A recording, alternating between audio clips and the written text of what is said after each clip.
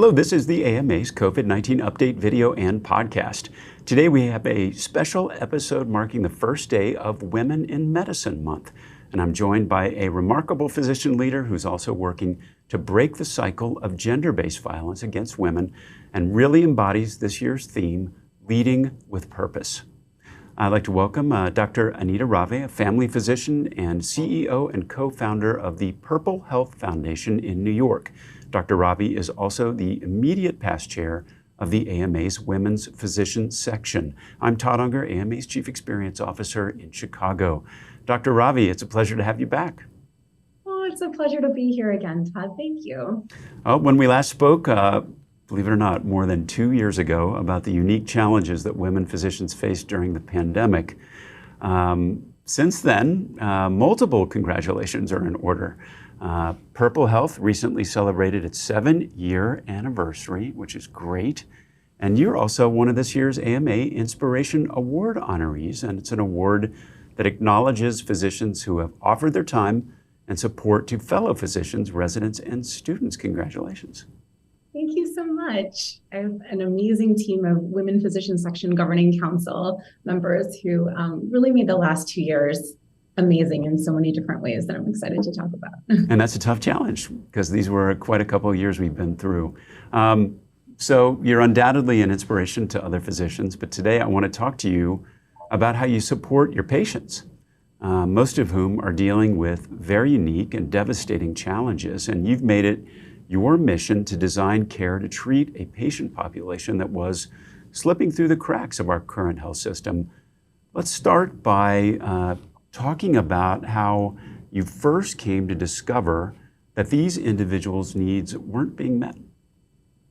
Yeah, so you mentioned before, it's Purple's 7-year anniversary, and about 7 years ago, I had just finished my residency in family medicine, and I used to be a volunteer on Rikers Island in the women's jail there. And a lot of the work that I did was with survivors of gender-based violence, so women who'd experienced human trafficking or domestic violence or sexual assault, who are also experiencing incarceration, homelessness, a lot of other, maybe sometimes they were undocumented, a lot of other things that made their access to any system difficult, but especially healthcare. And so it started there. I started as a volunteer, understanding people's stories and then understanding people's medical needs and fears of connecting with healthcare. And then it all kind of grew from there.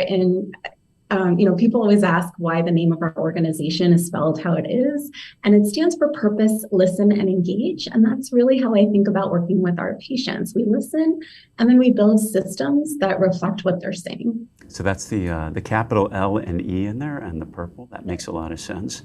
In founding the clinic, you said that, quote, normal was not normal anymore, and that you had to unlearn the traditional ways that we deliver healthcare in order to do better. What do you mean by that?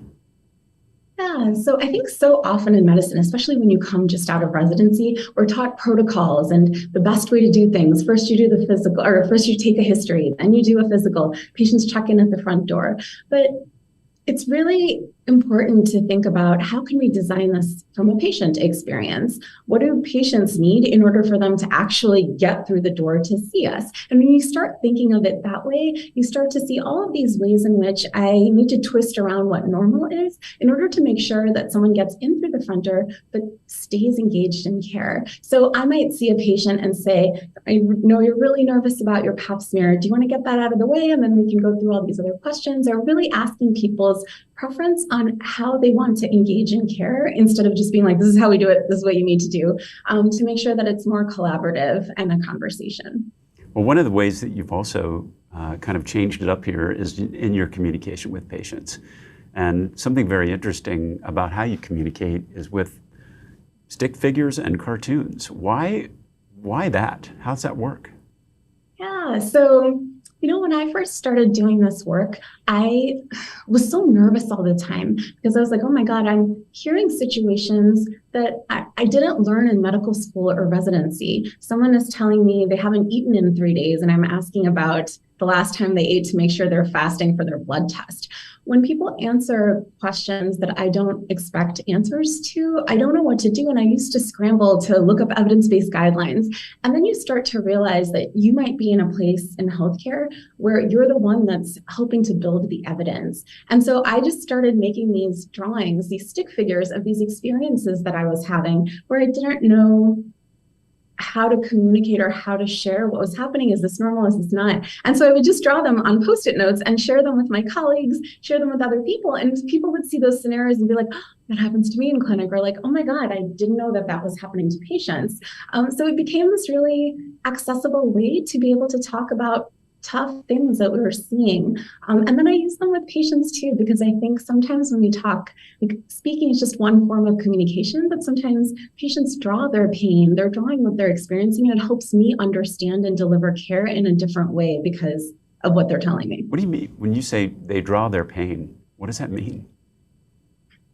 So sometimes, as we just said, sometimes patients have different experiences with trauma or violence.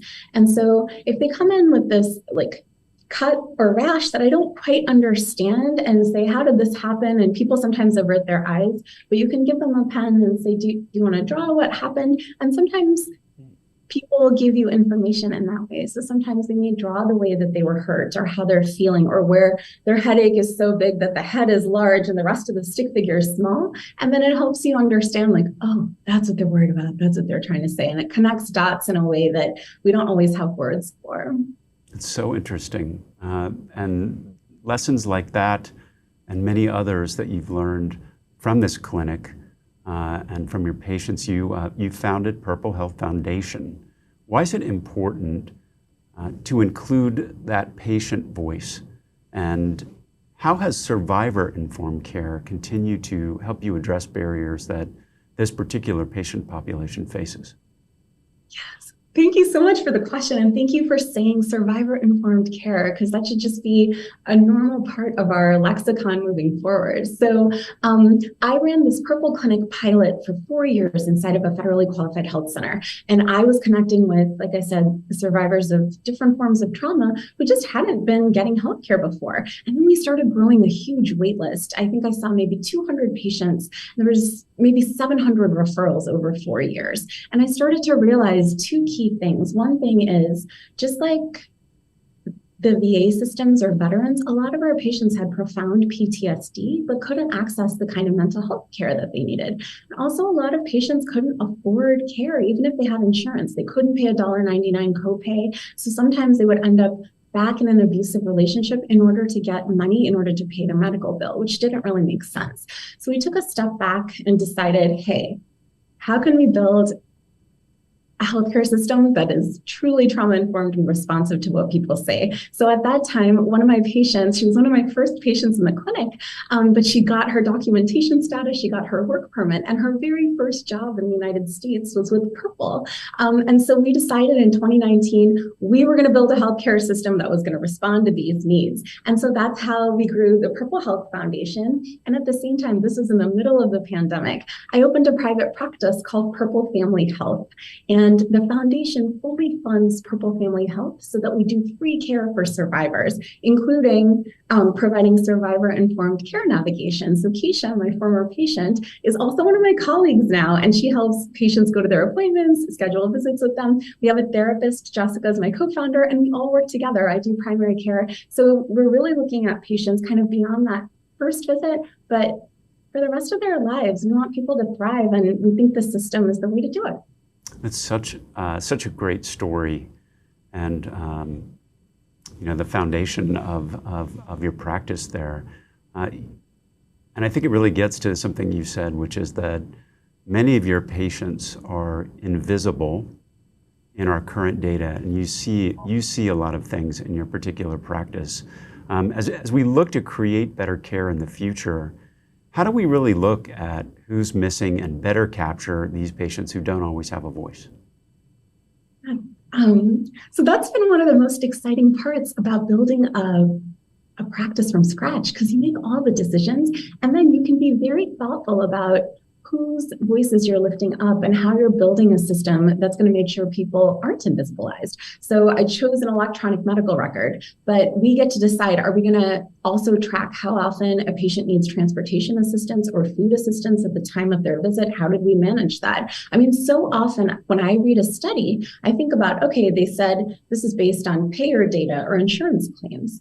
What if your patient doesn't have insurance? Were they captured in this data? What about the people who don't have a voice because of the ways in which we kind of filter down studies and evidence-based care? So we're trying to build a response to that by thinking of all of these other ways that healthcare and medicine connect with other important aspects of our patients' lives and capturing it either the EMR or other forms in how we design delivery of care.